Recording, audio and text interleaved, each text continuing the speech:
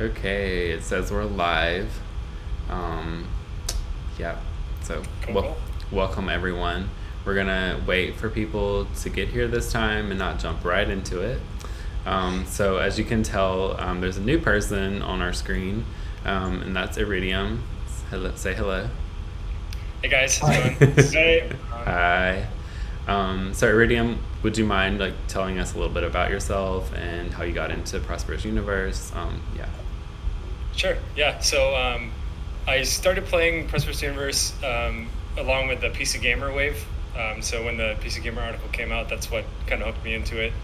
I think I was linked to it by a friend or something like that, and I was like, oh my gosh, okay, this sounds like it could be fun. And so fast forward to now, and here we are. Early on in the game, I think one of the things that really drew me in was the sort of the communications, external interactions, even outside the game in Discord or and whatnot. And so some of the outreach from the established players at that time was pretty instrumental for me, at least to getting hooked, I guess. So, but yeah, it's been fun. Really cool. Did you play other? Go ahead, Miki. Did you say something? No. Oh, okay. I was gonna. Did you play other games similar to Prosperous Universe, or is this like your first one that's like a space sim sort of game? I think it's probably the first one I've like gotten into into a more significant degree. I had way back been passively interested in things like Eve or other games like that. Been interested in other types of space engine games like Space Engineers or all that stuff. Never really got into it too much. I do play a fair amount of Factorio, which there's I think a lot of crossover for Prosperous Universe players too. But not so much otherwise. But the interest had kind of always been there. Cool. Yeah. Thanks for joining us. We really appreciate it. You got it. Let's see. How's everyone doing?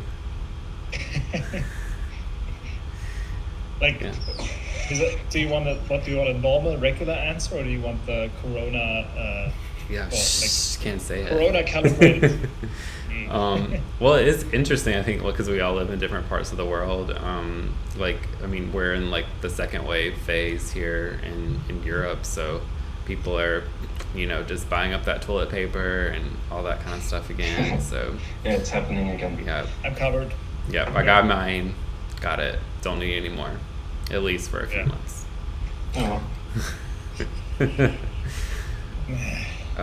Everything, it's all fine as long as we have childcare. Yeah. That's the only thing that matters. I agree. Right. If childcare goes away, then we're in lockdown. Yeah. Everything else is just, Yeah. For you, it's childcare. For me, it's the barber hair shop, because that was a real I guess I'm just a vain person. I don't know, but I just really need a haircut. Obviously not for me, as you can see. It's all over the place. Not as majestic as Michi's haircut, but yeah, not as iconic. Yes, literally iconic. Yeah. Still got the COVID beard going on for sure. It's been a consistent thing. Yeah. But what is it the right term? Man bun? What is this? Yeah, sort of. This is also an artifact of COVID, where I actually have not been to the barber since March, and so this is my wife's handiwork of doing the buzz cutter and the sides, and it's kind of a quasi top knot type deal. So yeah, it was kind of an excuse to just top play knot. Around some different things for sure, because it's I'm not really going anywhere most of the time. So yeah. I remember. Finally, we got to discuss hairstyle on a Prosperous Universe live stream. That's right. Yeah, sorry, it's my fault. I brought it up. That's okay. Yeah. So. I remember traveling in the first wave, all the way to Offenbach, which ironically I live here now in Offenbach, but before I lived much further away and somewhere in Frankfurt, and but I traveled all the way here just to get a haircut because I had one person and several connections between different groups of friends that he was cutting hair in the first wave. Okay, yes, it did just start, Slums. Let's see. So I'm just if I suddenly disappear, it's because I just opened the stream on another screen, and I don't know if my computer can handle that. So let's see. I just dropped the link in the main Discord chat as well. What the pirate stream? I guess we have the link on Twitter and everywhere. So yeah, I think watching. Right, it's in the announcements Share on it. Discord. Yeah. Spread it like butter. I couldn't. Yeah, I think I even posted it somewhere on Reddit. So maybe we'll have some randos come in as well. Okay. So. All right. 6 minutes passed in there. It looks like there's 15 or 19. I don't know. It's giving me two different numbers on YouTube, but there's people here. So, okay. So how I want to organize this live stream is we're since it's kind of like a post-populous live stream. I'm gonna break it up into two sections. So the first half will be related to the post-populous questions that people are having, and also we can address any that you may have new questions in the chat. And then the second half will be devoted to the pirating, pirate scandal, all things pirate related, because I know that's going to be a big topic. So if you do have a topic about pirates, just know that we're going to be doing that in the second part. So yeah, I'm not going to ignore you or anything like that, but just know that's going to be later. Okay, so let's start with the post-populous stuff. One question was, what additional tools could governors have or could receive in the future now that they have special privileges from the populist release?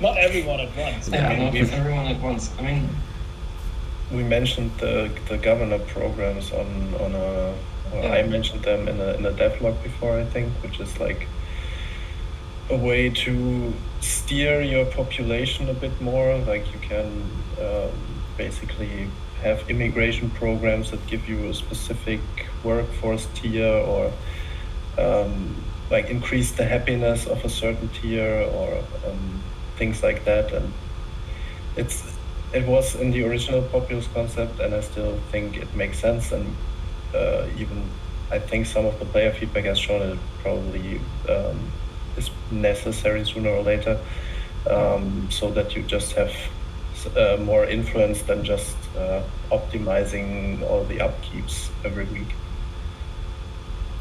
Yeah. And of course, there's the pain point of collecting the taxes. And right now, what players came up with is just form a one-man corporation or one-person corporation. And so it's easier to collect the taxes and reinvest them in upkeep materials, for example, or building materials.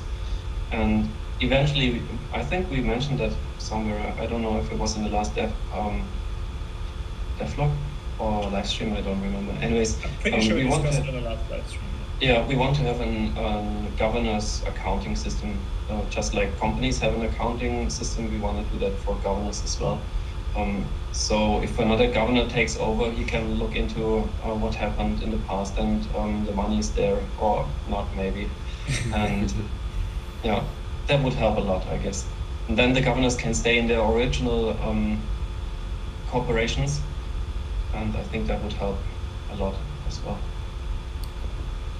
Yeah, I think from a governor's perspective, at least, that's probably the first priority for me is reporting and visibility of the taxes if you're part of another corporation. Yeah. It would definitely be if we had any priority, that is where I would personally check it out. But. Yeah. All right. Yeah, and then it makes sense. Alrighty, and let's go to your question about the Galactic Senate. So you asked like if that was going to be a thing in the future where like there's someone over governors, and then create like a space in the game where governors can voice their platform and interests. Do you want to expand on that a little bit?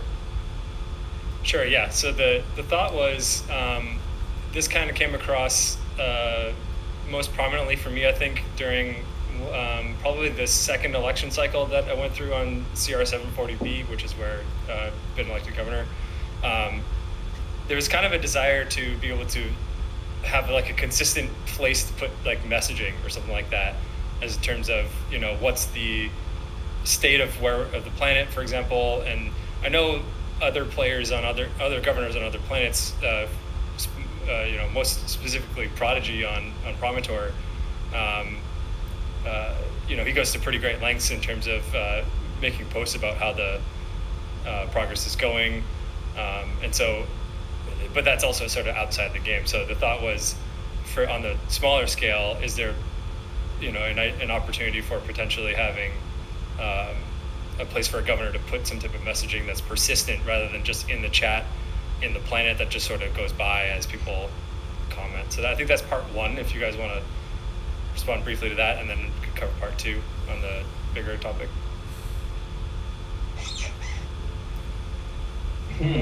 First.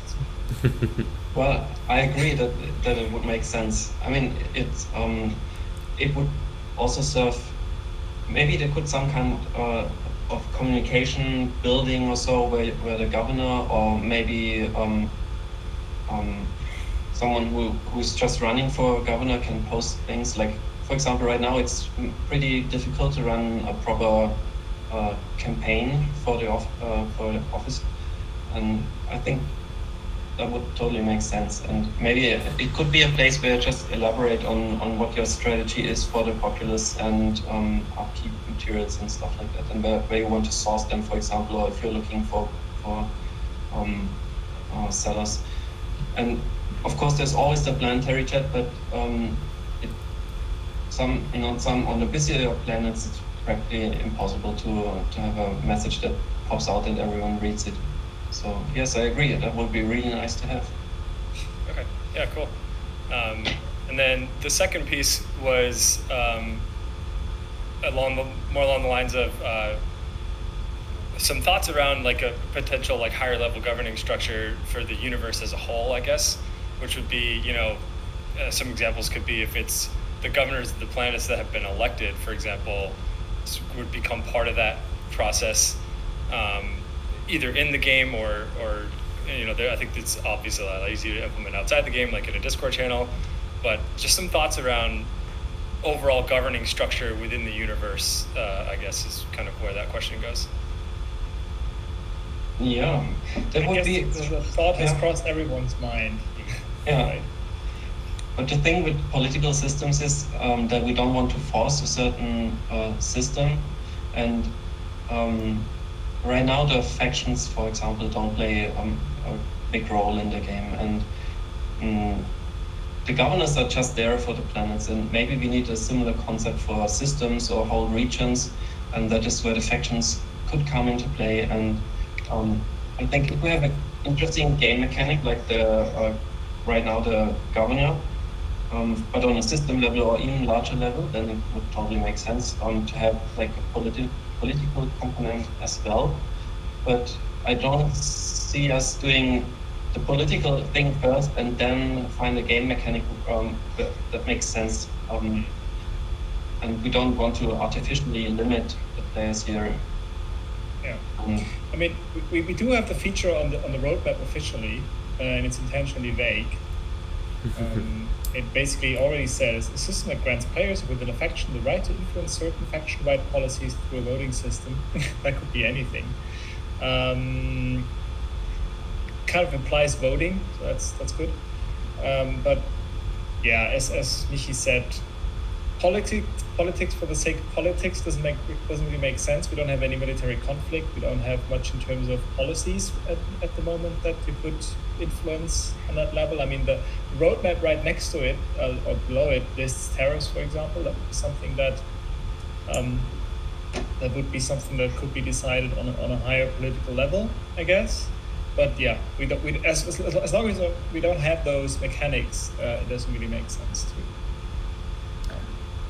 McCowan says, McCowan says in the chat, let's see, he's suggesting allowing governors to set a description for their planet is useful when selecting where to build.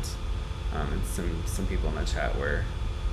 Yeah, seemed to be that goes pretty exactly in interested. the same direction as we mentioned earlier. Just to have like a place where you can post your strategy to attract new players. For example, if you want, for example, to have a planet that grows a larger population of technicians, you could like just say it there and attract people that need technicians, for example. Yeah. Just Pretty cool. just thinking out loud here, could that be a Senate decision? Which planets within a faction are the starting planets? That would be interesting. Just- You mean where new players start out? Yeah. It could wreak a lot of havoc, I guess, but Yeah. you know, I guess along those lines too, kind of triggers a question. So at present, I assume the developers are selecting what planets are available as starting planets.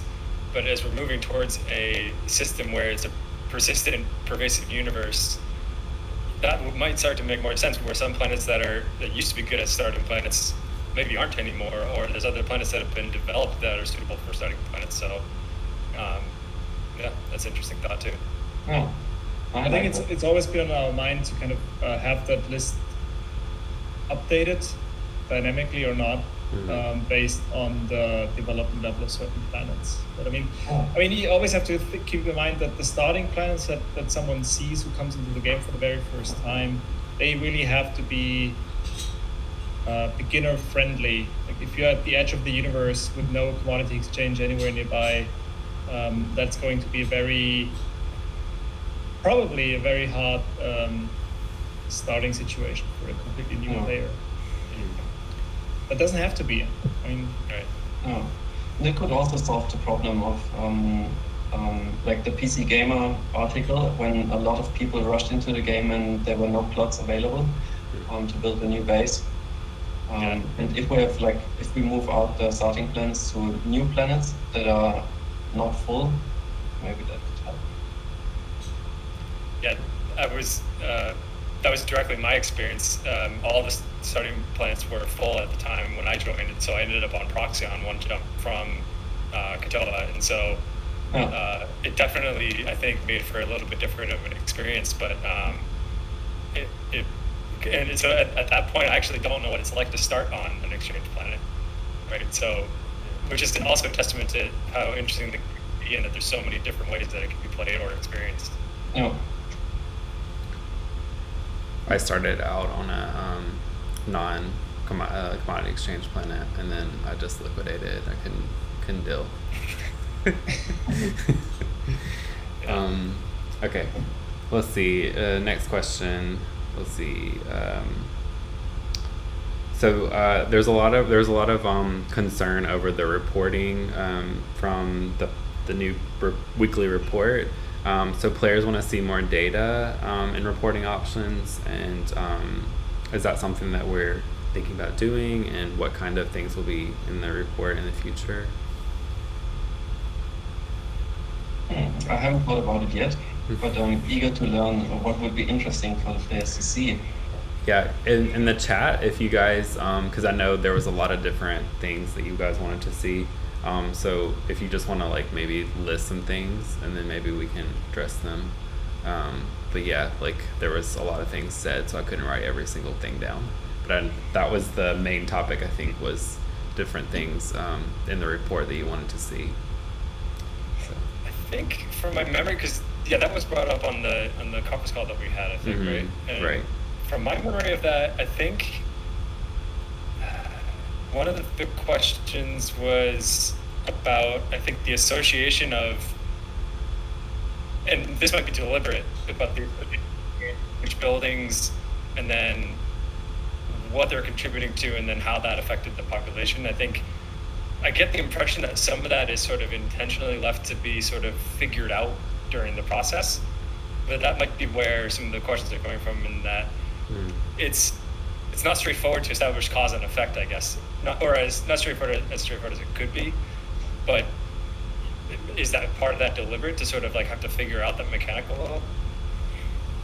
Yeah, I guess that's where this system is intentionally different from the other systems that were there before. Like, we don't want to have it 100% transparent, so you can't just really math it out and optimize it. We sort of want you to have to react and kind of slowly approach an ideal state, which will then kind of fall down again in the following weeks, and then you'll have to make changes.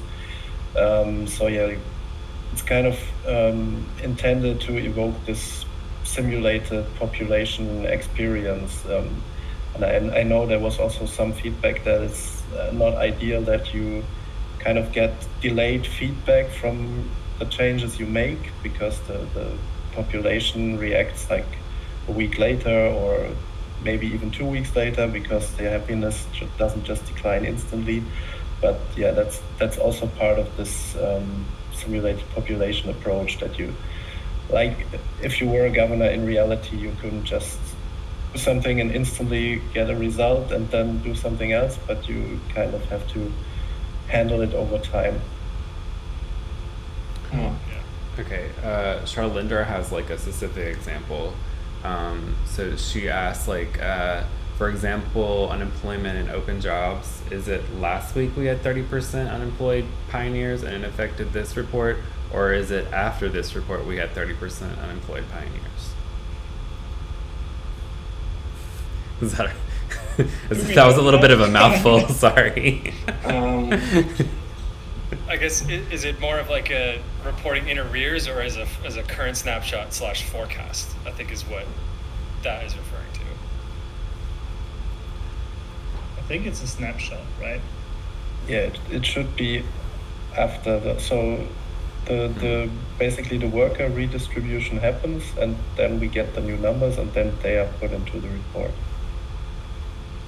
Yeah, and the reserve pool doesn't count as unemployment anymore, but we removed that.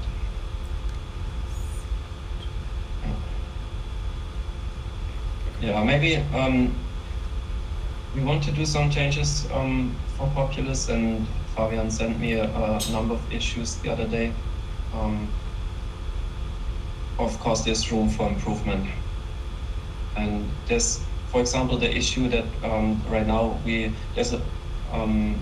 pioneers grow very, very fast, and because of the I don't know, maybe Fabian, maybe you can take over. It's really hard to think about that and or explain what I want to say, but basically right now we are seeing on a lot of planets that there are lots of pioneers, and the larger work or the higher workforces don't grow as much as expected. I think one can say that because the pioneers eat up the happiness, so to speak.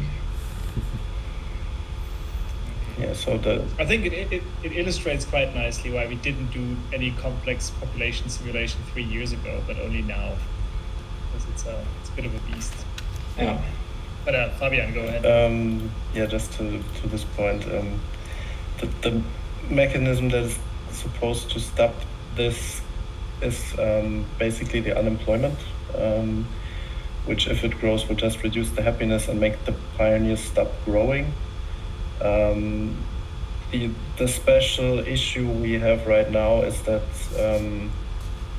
we basically threw this system onto planets that already had hundreds of thousands of pioneers before, and then they got this grace period initially, where they were very happy for the first month or so and grew like crazy because they don't need much else.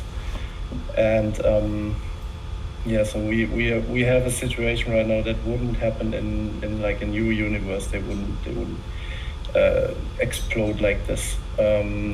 Additionally, we'll make some changes. We'll make the unemployment rate impact the happiness a little bit more.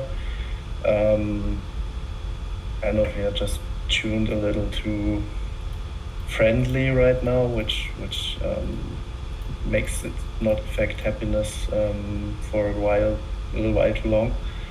And yeah, we will also probably make changes to the higher tiers, which were like which currently are growing only if the lower tiers grow, and they are like a part of that growth that can level up to the next higher workforce tier. And we'll probably tune the numbers and base the growth on the total size of the lower tiers instead of their growth. So you can always kind of level up tiers, and then when there are fewer of the lower tiers, then they will grow again because there's less unemployment in those tiers. And yeah, if you make the higher tiers happy, you will always kind of get a influx of those as well. Okay, let's see. There was an interesting question that I read in our discussion about, it's over on this page, about like inactive players basically being a part of corporations, and they're just stuck there, I guess, and they can't be booted out, and some people want to boot them out. So Yeah. will there ever be an option to sort of like remove these inactive players that? No, not going to do that. Yes, of course. There's actually a ticket that has been, it's pretty old right now, but we haven't come around to do that actually. But we have plans to make corporations more meaningful, and we're going to start with being able to kick out inactive or toxic members. Yeah, for sure. Didn't make it into the last release, and then we'll see if we can make it for the next release. I sure hope so, but we'll see. For some reason, that ticket is on my desk, and that's basically the place where tickets go to die. because the stack of tickets on my desk is pretty much to the ceiling. So yeah, if you really want it, you kind of have to do good with Michi somehow. Is that, by the way, how much did Rubikov pay for that advertising there? You saw it. Did That one? I did. Yes. Nothing, I just thought it would be funny because I had a coffee of thinking about some problems, and then Rubikov sprang to mind. That's a good one. It's powerful branding, I guess. Yeah. Everyone loves the Rubikov. Even pirates, I heard. We don't say that word. Yeah. Well, it's 2 minutes, and then we can talk about pirates. Right. Wow, we're in such a tight schedule. Okay. Sorry. I'm being German I'll now. try not to distract you any further then. Please, go ahead. Okay, let's do one more in the. I don't even know. Some of these questions probably don't exactly relate to Populous, but they're in the Populous section on my notes. Let's see. Okay, so I have one about like the tax rate. So could a tax rate per worker tier be implemented to justify higher tier infrastructure projects?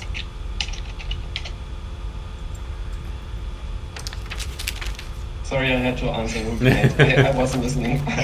Sorry. The blessing and the curse of software development is that you can do everything and anything.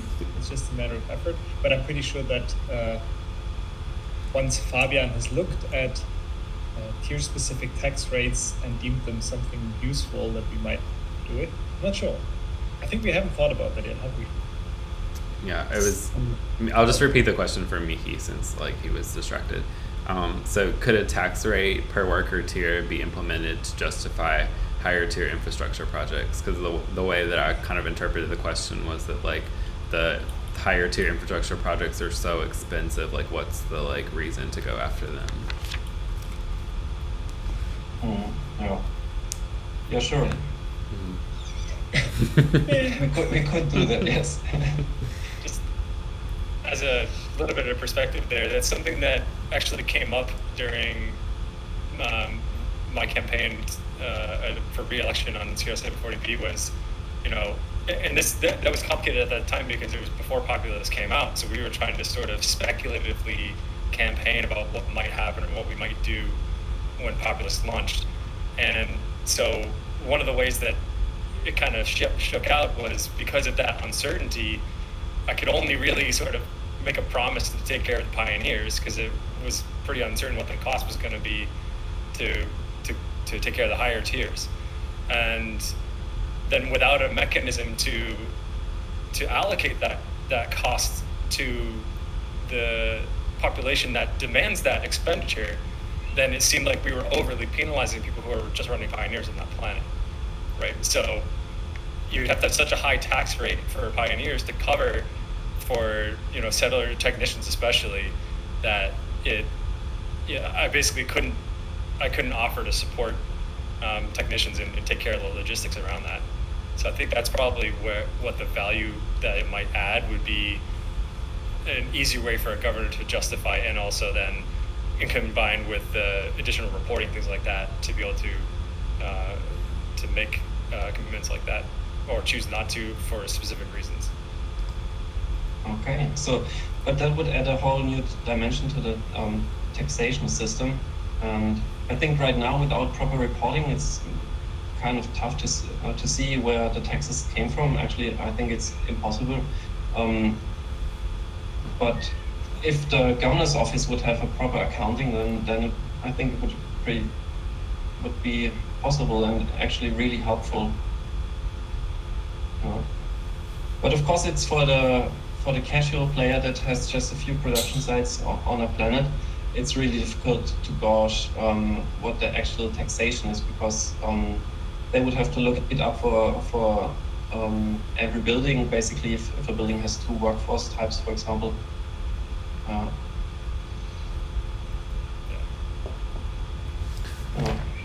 Okay, I agree as well that the reporting is probably the biggest first thing, and then if we have more visibility of what's going on, then it will clarify what may or may not be needed further there. All right, so we've been streaming for a little over 30 minutes, so we're going to transition into pirates and all things related to pirates.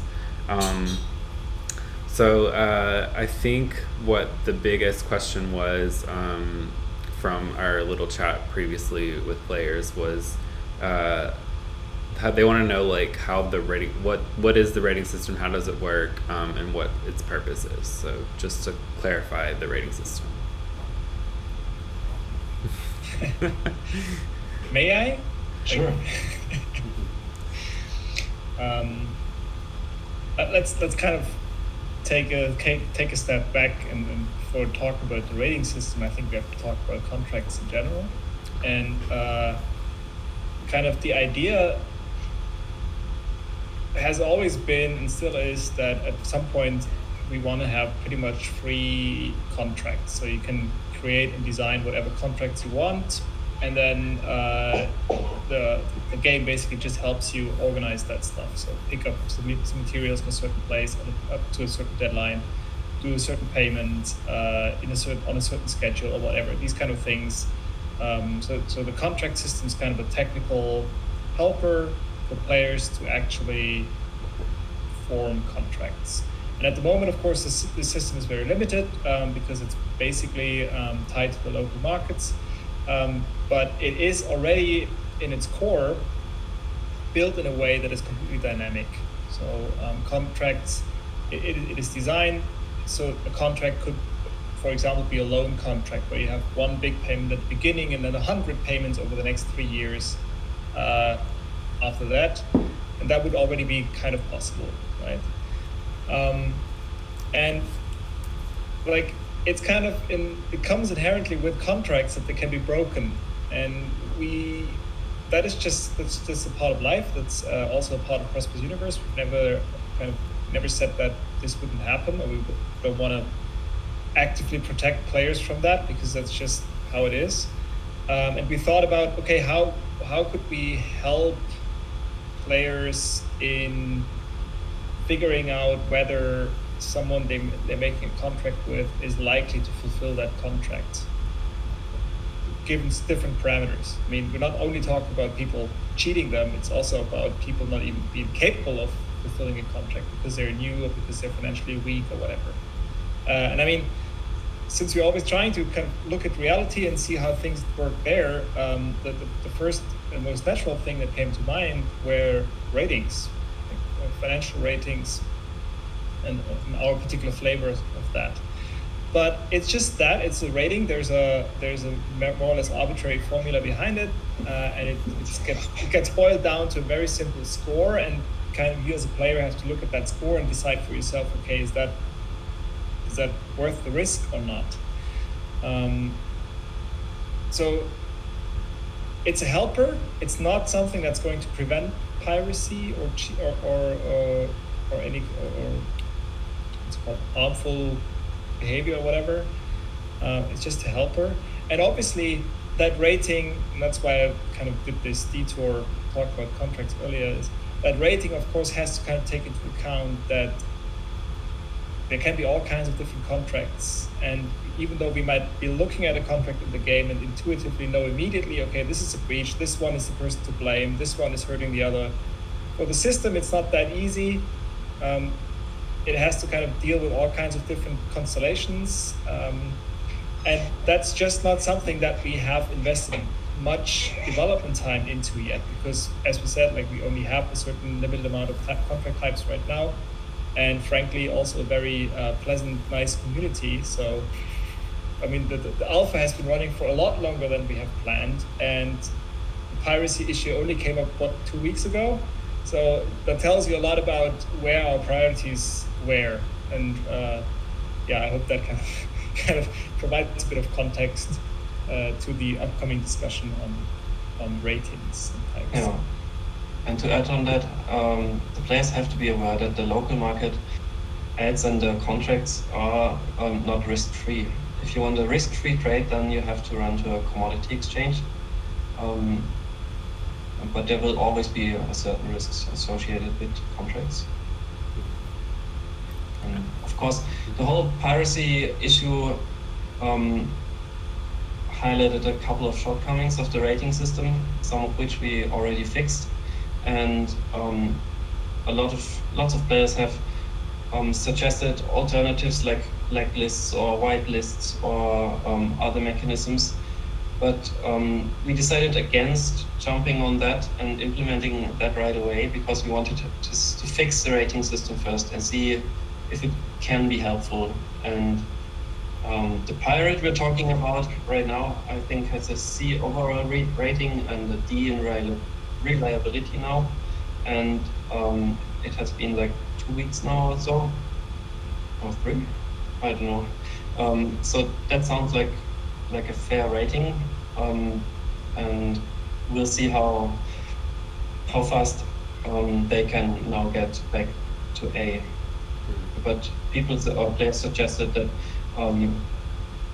a pirate like that should have a rather low rating for at least a couple of weeks or even a month. And I agree. Rubicate had an interesting question. He said, would the devs be open to other ways of punishing contract breaches?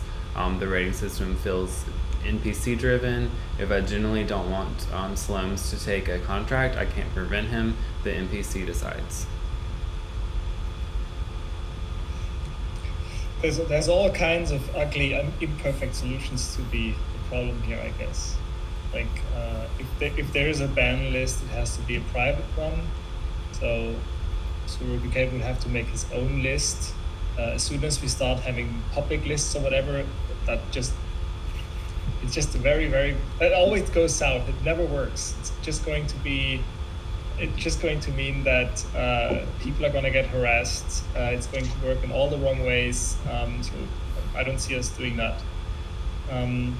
I also don't feel I kind of get that the rating score is NPC driven, but I mean, that's kind of what I said earlier. The score doesn't force you to do anything. It just gives you a kind of a hint at how reliable that player might be, and that doesn't protect you from a pirate, really. I mean, there might still be someone who just doesn't care, and the very moment they're allowed to trade on a local market, they just go about and hurt people. That might happen. It's I don't think there is ever going to be a good solution to this problem. Like it's discuss. Feel free to discuss. Yeah, so from a player perspective on this, about rating specifically, I think one of the things that was a little bit difficult as this was all going down was it was unclear whether the behavior was sort of expected to be part of the game. It was a little bit unclear whether the rating systems were functioning as intended. And I think separating out those types of issues made it a little bit unclear to sort of figure out what was going on. So, and for sure, it did highlight, it was a useful test in that it highlighted some issues with how some of the contract breaches were being handled. And I think that really is kind of the crux of it, where, you know, making sure that the contracts can be structured in a way that the blame is placed where it would be expected to be, right? Yeah. And so that the party that breaches in an effective way, you know, is the one that ends up getting penalized. And I think there were a couple of examples, and I think even just the other day we found another one that was sort of like a misattribution there. So I think that's was part of the difficulty was, number one, it took a long time because of the duration of these contracts, the shipping contracts for the rating to get affected. And so, yeah, I think that was a lot of where the lack of clarity came from. Yeah. Was just there were so many things moving at the same time. What is intentional and what is not intended, I think was a lot of question. Yeah, I agree. Our communication could have been better. I answered so many questions on Discord, but there was so much activity on Discord that my messages just got drowned, and maybe we just should have made a public statement, because obviously we like rebooted the servers for 3 or 4 times to fix the rating system, so it was not intended that the pirate was back up to A so fast. And the behavior of the pirate was within the game's rules, of course. I think it's even in the free-to-play trailer where it says betray or deliver or something like that. Mm-hmm. So it has always been there that contracts can be broken. Yeah. But the communication, yeah, we can improve that. I think too, I mean, at some just- part though, it on the player side, it was also a bit of, I think part of the shock was because, like you said, the community had been very honest beforehand, and so it was like a lot of players felt like a social contract had been totally slashed and just broken, right? Which I think was part of the reason why there was such a big outcry initially too. And it ended up in this split camp of some players were like, this is totally part of the game, like exactly like you said, this is in the intro video or whatever.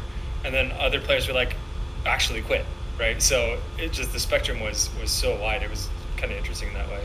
Yeah. I mean, just looking at the comments that we received over the past, I don't know, 5 minutes or so on the chat, it kind of goes to illustrate how complicated solutions to this problem quickly get. Like, someone suggested you could have a system that allows you to accept the contract before it becomes effective, but obviously that's a trade-off again. First of all, it's more complexity. On the other hand, it's some people actually want to have quickly executed contracts. So it's kind of a price to pay. Or if you want to have total security in buying materials, you can go to a commodity exchange. But if you want total security in shipping, for example, you have to do it yourself. So yeah, there is no easy solutions to these problems, I think. And as someone suggested, player-run courts, I think. Mm-hmm. Yeah. That sounds like trouble. might be more trouble than it's worth, but I don't know. Sounds like it's worth a new game. Yeah, it's like how much reality do we actually want to bring into the game, right? Yeah. Because there's some aspects of reality that might make the game not all that fun. So, and at the end of the day, it's a game, so it should be fun to some degree, or at least. Yeah. What we are most definitely never going to do is like having players collect evidence and then bringing to us to decide who actually breached a contract, for example, because that sounds like a lot of work, and that's something we cannot do. So that's also a reason why we have these automated systems, because we really cannot deal with these issues too much. We don't have a department for that yet, actually. Not yet. That requires a few 10,000 players more or so. Yeah. And we can have an official core. There was another interesting question that was brought up before. So the goods that were breached from the contract, could they be marked as stolen when they appear for sale? Would that be something worth looking into? But what would you do with that information as a player in the end? You could add that player to your personal ban list. Yeah. But I think, yeah. I'm not sure. I think one of the other thoughts was, and this probably borrows a little bit from concepts from Eve, where if you're within faction space, for example, the behavior might be different than if you're outside faction space. So like if there's like a police force or whatever that would recover stolen materials from that if they happen to be located inside faction space, but that then didn't occur if you were outside faction space, I think was another one of the ideas. But like exactly like you guys said, there's a ton of ideas on how you could do this, and almost every one of them could lead to unintended consequences. Yeah. Most definitely will, in my experience. That's just the developer speaking here, but what happens if I have stolen goods? Like say I have 20 units of stolen coffee, and now I put it in the same warehouse with my 20 units of perfectly legit Rubikov, I think. Does that taint my whole stash, or what happens? Do I have to clean do I have to do basically the equivalent of money laundering by kind of mixing my stolen materials with other materials up to a point where it's so finely distributed among my material that it's not marked as stolen anymore, or how would that work? That's it. You figured it out. I mean, it's great. maybe part of the appeal that it's not marked as stolen, that you just have this New good parameter. and you can Percentage just of set stolen out material 7. this much. Yeah. Okay, let's see. Yeah, but I like the police idea. Could also lead to another faction level policy thing where you could decide how strictly this is prosecuted and stuff like that. I mean, the possibilities are endless. I still see us discussing stuff like that in 10 years from now.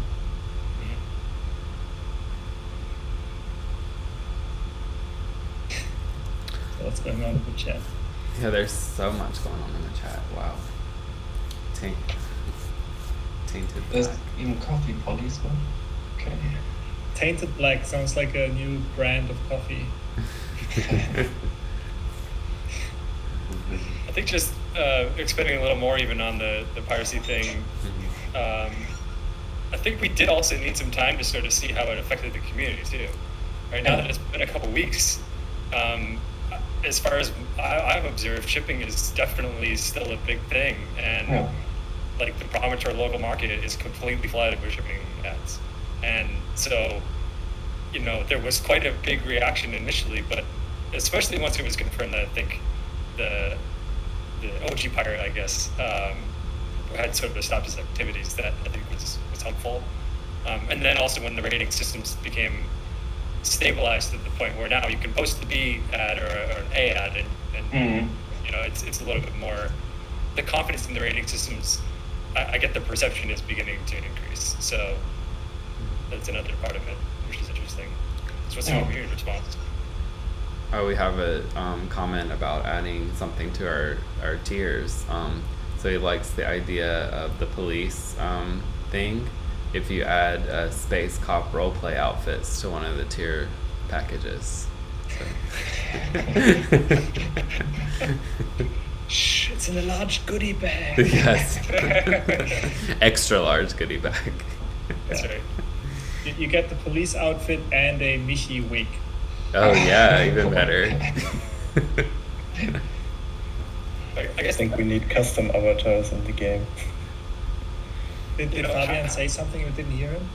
I think so. Oh, you don't hear me? I can hear him. I can hear you. I can. Oh no.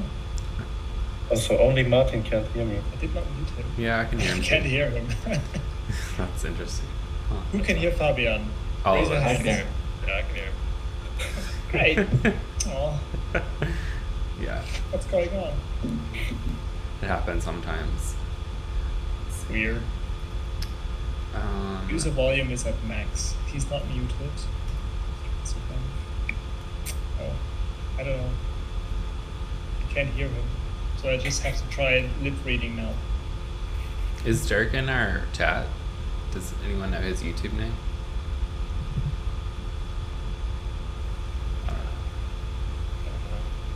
No idea. Oh, that reminds me of another request that came up on the conference call, which was a desire to have information about some like statistics about the event itself, right? Like there's been numbers that were thrown around, and I think, and probably you guys know this stuff, but you know, how many contracts, how many players were affected, that type of thing.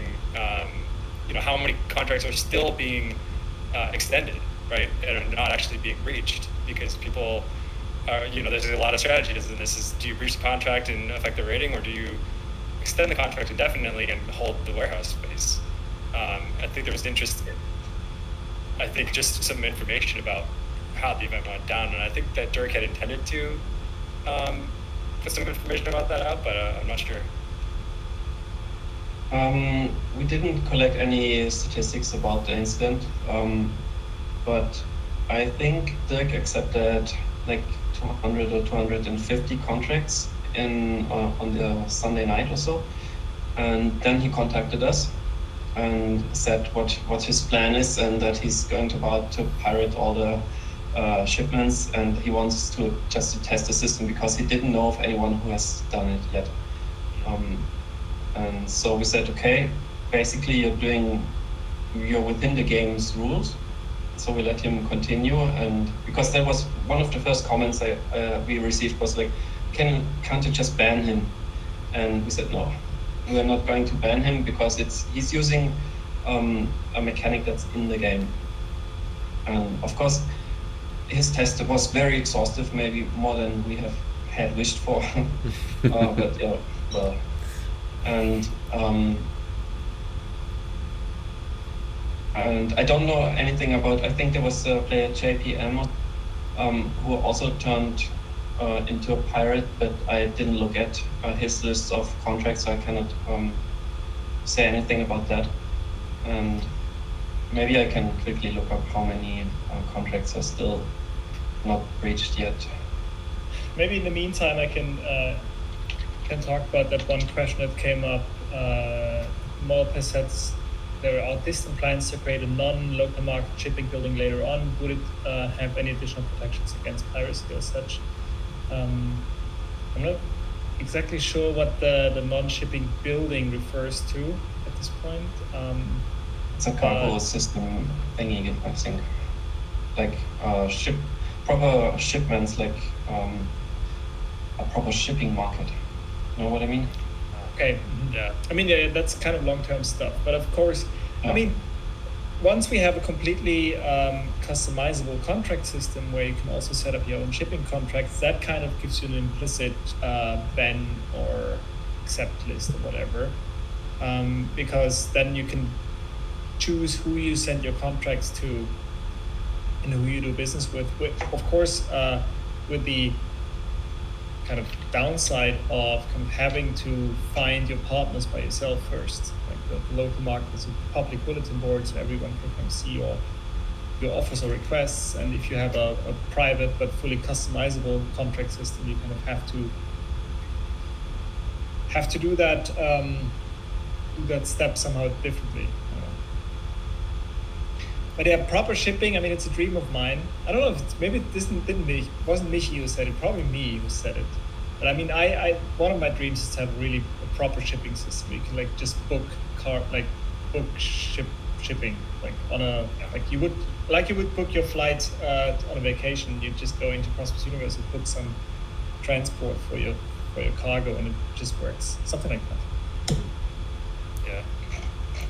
Okay, I know Iridium, you have to go pretty soon, right? So do you have any other questions or remarks or anything before you have to head out? The only thing I noticed, it looks like Dirk is actually in the YouTube chat. Snuggles, I think is his Oh, YouTube that's him. Okay. All right. think I he was said wondering that if that as was well, him, so- but I couldn't tell. He did say that there's only 10 contracts that are still not breached. Okay. So out of the 250 or so. And then just one last thing on the shipping thing, because that is definitely an area of interest of mine for sure. You know, there's all kinds of ways you could do that and build that out, because you know right now you can post for I need something moved, but there's no way to post for I have availability to take something if you need to move it, right? So without that other piece, but how do you structure that, right? And how do you update that as it gets filled as people are filling that? And is something like containerization type of a thought where you could say like, okay, here's a container, go ahead and take it, and then I have space for X containers. Like there's a whole bunch of different ways, but Don't get me started. I mean, I studied Okay. logistics. It's completely down my alley. And I would love to do stuff like that. I mean, as I said, I think in all the live streams so far, like the original idea for a game like Prosperous Universe was actually driven by the idea that if there's a real economy, there's real transport, and that's kind of what makes it interesting. So if Prosperous Universe lives long enough, then you're definitely going to see something like that. Because I mean, there's so many interesting and fun things around that. Like just the idea of ports, for example. That if you could so many issues that we currently have around shipping contracts is that when does someone provision stuff? When do you pick it up? If you would have something like a port that is built exactly for that purpose, you deliver your cargo to a port and then you ship it somewhere. On like scheduled transport liners or whatever. It sounds quite fun. that's great. Yeah. Cool. Well, thank you guys for having me. I really appreciate it. Thanks so It's much been- for it's been fun. coming. Yeah, we really Thanks for enjoyed joining it. us. Thanks to you. It's been great. All right. And I'll see you guys on Discord or in the game or wherever. Yeah, for See you sure. guys. See ya. See you. Bye. All right. Can I hear Fabian now? Fabian, say something. Test. Yes, I can hear Okay, Fabian. okay. Nice. So apparently I only have three sound lines over Gotta upgrade your sound lines. there. Whatever that is. Yeah. Channels, slots, something like that. Okay. Let's see. I think we have time for a few more questions. So I would say so. yeah, I don't know if anyone else has to go right now. So I think we may have already touched on this, but I think a lot of players were just like kind of wondering what the devs like experienced or what they thought when Derek started his pirating scandal. Were we surprised? Were we expecting this? Was this totally out of the blue for us? Like what was our reaction to his craziness? It was All of pretty the unexpected. Yeah. No, I mean he started it and told us after the fact, so it was pretty unexpected. And I think it was Sunday night, so I didn't intend to work then. But then I just had to monitor Discord and see how it all plays out. Yeah, it was a really fun experience to see someone using that on a large scale. I mean, it's a bit like that's why I said all of the above. It's kind of we always kind of expect toxic behavior, but we got really complacent in not actually experiencing it because most of our players just don't.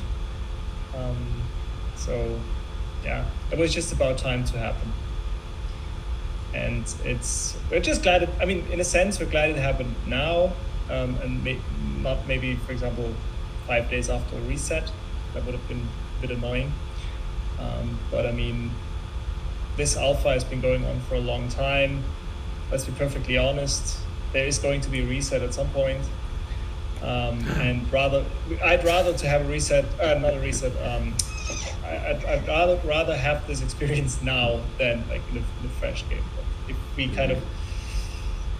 kind of assume based on this alpha that the next alpha is also going to run for 1+ years. No. Definitely learn something from it that we're going to take into the next iteration. Yeah. And as like still a relatively new employee, like I mean, it was pretty exciting. I mean, I know like a lot of people were upset, and I don't want to like downplay that, but like, I mean, for me, just coming in and seeing like, you know, everyone getting really excited and kind of riled up by all this was pretty cool and interesting for me. So, yeah. No. And one more thing I wanted to say is that a lot of people got burned by the pirate, and while I do feel sorry about that, it's just part of the game, and we have had some players quit over this, and I think there's also been the question in the chat, how do we prevent players from burnout? But to be honest, if a player leaves the game because of this pirate issue, before it's even resolved, before we even have applied any countermeasures or there's an official statement or anything, that's just too soon. I mean, that's obviously some kind of rage quit then, or there have been other reasons and they have been just looking to quit. So, you know, yeah, I'm a bit sorry about that.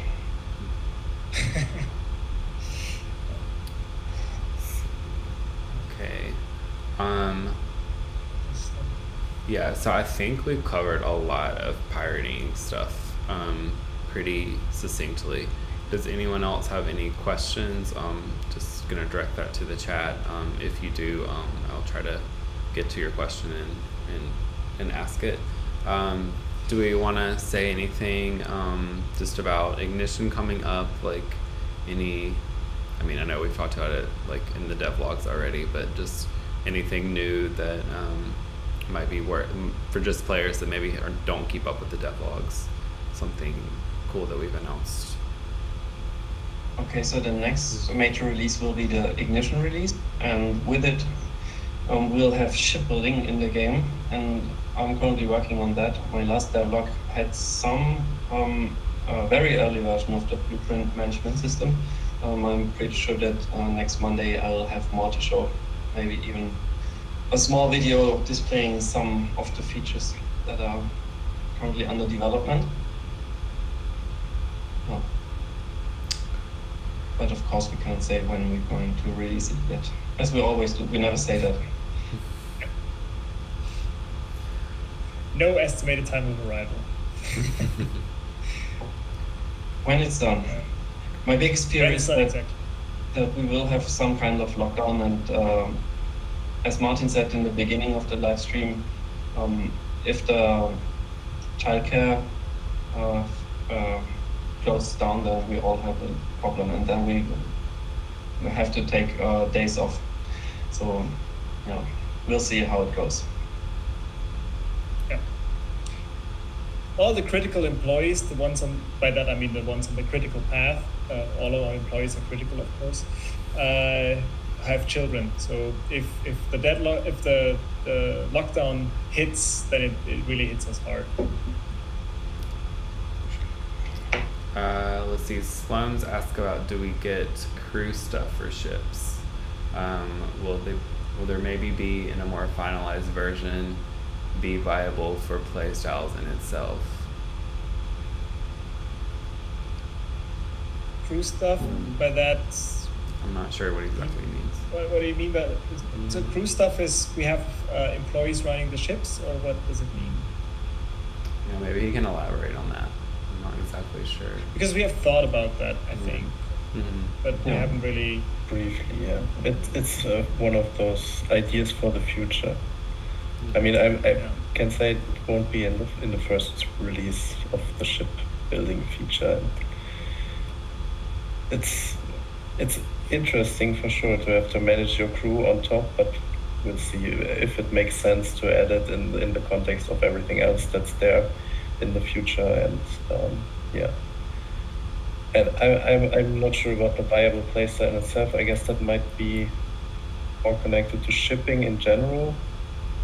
It's something I can imagine happening sooner, that you maybe make most of your money with shipping. Like we want people to have the option to like focus on the shipping part more with shipbuilding, and maybe you tone down on your bases a little bit and then focus more on building lots of ships and fulfilling lots of shipping contracts.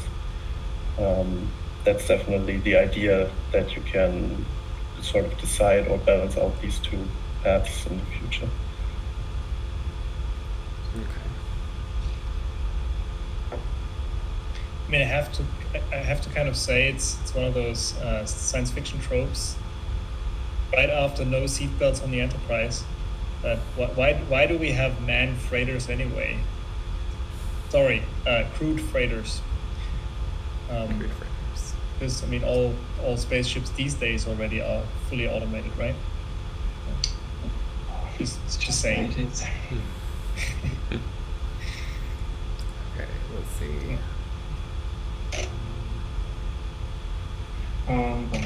There's one thing I want to It would just be another item to refuel a port. Would have to add a bar. Yeah, well, back to the port idea. What's a port without a brother, right?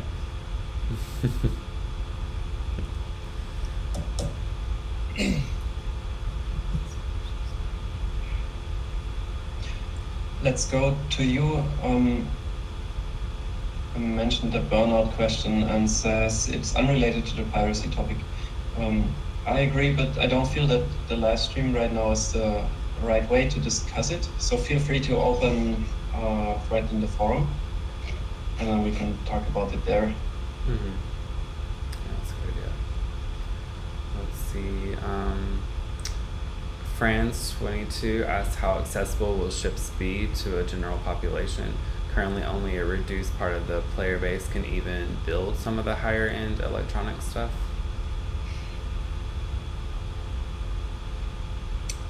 Fabian, you want to do the honors? I mean, ships will be expensive for sure. You don't have to build all the parts yourself. You can, of course, also trade them and buy them on the exchanges. And there will be a pretty wide range of how expensive a ship can be, depending on how you design your blueprint. But it will be some investment, of course, so you won't just build a new ship every week. That's not intended.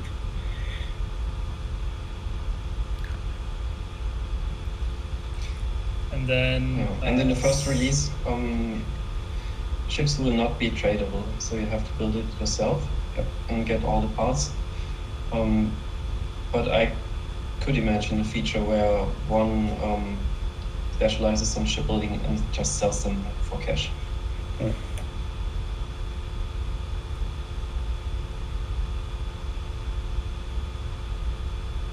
Yeah, but if here the counter question, but if a ship costs 2 million, it'll price out of most of the player base. Yes, it will. But that's just how it is. I mean, let's be honest. Shipbuilding is a mid-tier or mid-game content kind of thing. So it's intended to be a bit more complex. I mean, that's one of the driving factors behind the whole feature, that we want people to spread out, to mine new resources, work on new production chains. So ships are going to be expensive, and we will have to, once the ships are there, we will have to look into whether there is actually a need to make it available to the whole player base. Because I mean, it's interesting to kind of have something to work towards. If you know you're a new player, but you cannot afford ships right now, it's a goal that you can set for yourself. So one day, get your hands on a new ship or something like that. Or if you want to introduce some kind of mechanism that allows you to finance a ship in another way. I mean, just thinking out loud here, if we have a free contract system, what would keep you from leasing a ship, for example? Have a contract with the player who buys you a ship, and then you pay that player every week a certain sum until the ship is yours, something like that. Yeah. So, or even a corporation that finances ships for their members. Rubicate wants to know about repairing ships. He said, will repairing the ships be cheap? Otherwise, players might struggle. New players might struggle. Fabian might have more insight, but not all building materials of a ship will be degrading So it's not as with the buildings where every building material degrades and you have to replace it. So it will probably be cheaper compared to buildings. Is that right? Yes, it's like you don't have to rebuild the whole ship. I think right now the plan is to basically just rebuild the hull and the shields if you have shields on your ship. So those are the less expensive parts anyways. Like you don't have to rebuild the FTL reactor or something, just the outer hull of the ship. So it won't be super expensive. And also we're trying to make the damage model not like go crazy and take like 50% of your ship every flight, but just be a pretty slow degradation over time. Okay, I did find another. Oh, sorry. No, go ahead. Okay, I did find another question that from my previous chat with some players.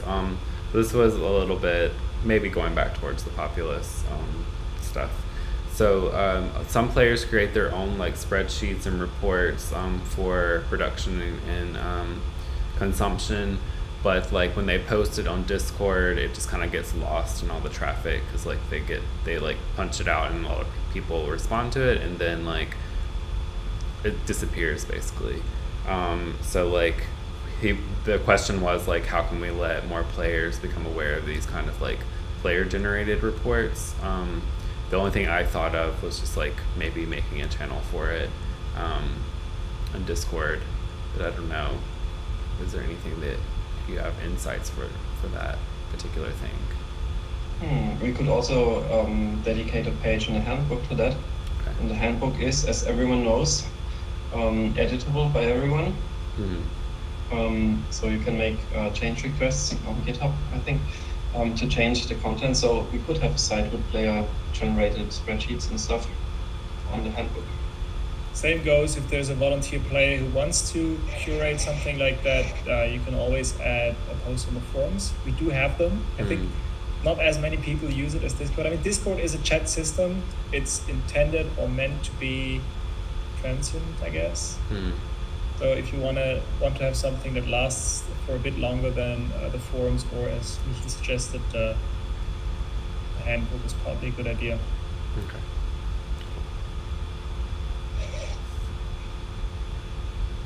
Someone on the chat asked about the physical perks, and it's funny that they mentioned that because we just talked about it a few days ago in one of our meetings.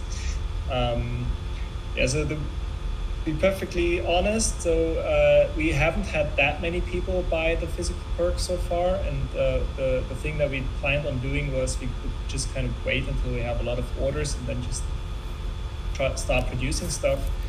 But unless we kind of have a huge new influx of players buying expensive tiers anytime soon, we're probably just going to bite the bullet and start fulfilling the perks sometime, I guess, first half of 2021. I mean, we're in a bit of a rush right now to get Ignition done, and a few other projects that we're not talking about yet. Not a reset before anyone gets panicky, or maybe a reset. I don't know. Guess we'll never know. Are we having a reset? No. Can't confirm nor deny. Exactly. It's Halloween after all, just scaring people. Reset tomorrow. Just kidding. The reset is tomorrow. Tomorrow. I mean, if there would ever be a reset, that's how we would pull it off anyway, I think. So you got 24 hours to collect your things and then... No, I mean, so we're very, very busy for the rest of the year, as it's usually the case, and then hopefully sometime early next year we are looking to the perks.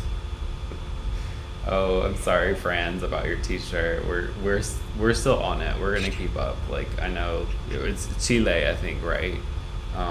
So don't worry. It's not RIP yet. He says RIP to my giveaway T-shirt. I have a big box right there. That's the box with the shirts in it. So yeah, we didn't forget. As soon as we can, we're gonna ship. Yeah. Okay.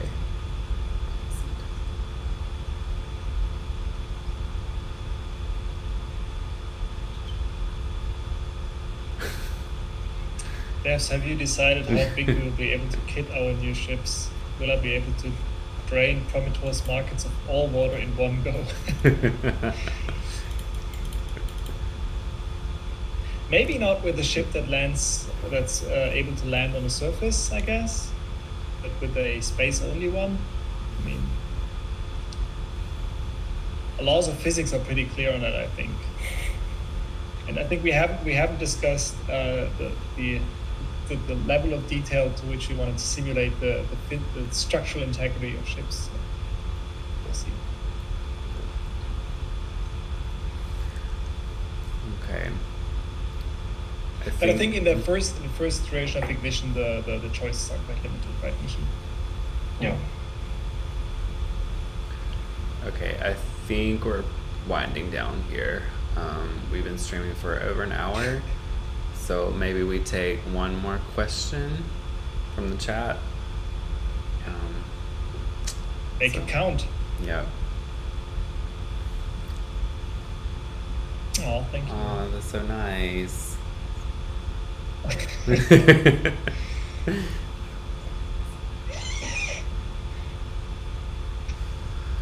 We are just thankful and glad that we have a community that only yields one pirate every year, roughly. So that's pretty nice. Dover says he missed it. Well, I'm gonna upload it so you can watch it. Yes. Statistics question. I don't know. You better ask, or someone else will be faster. Mm-hmm. I'm scared. Is there gonna be a formula? Like what's it gonna be? I don't know what he's gonna ask. Is it gonna be like a formula?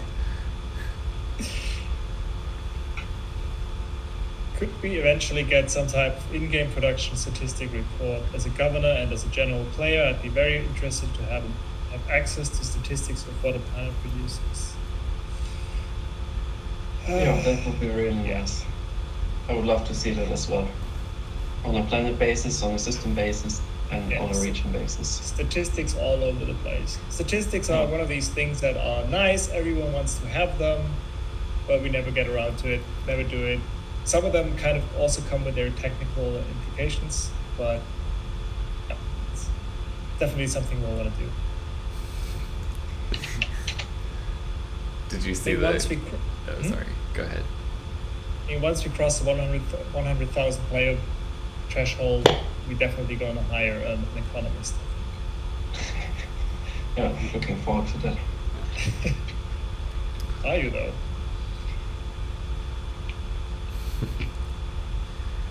All right, but I think that was officially the last question. We said one more question. That's it.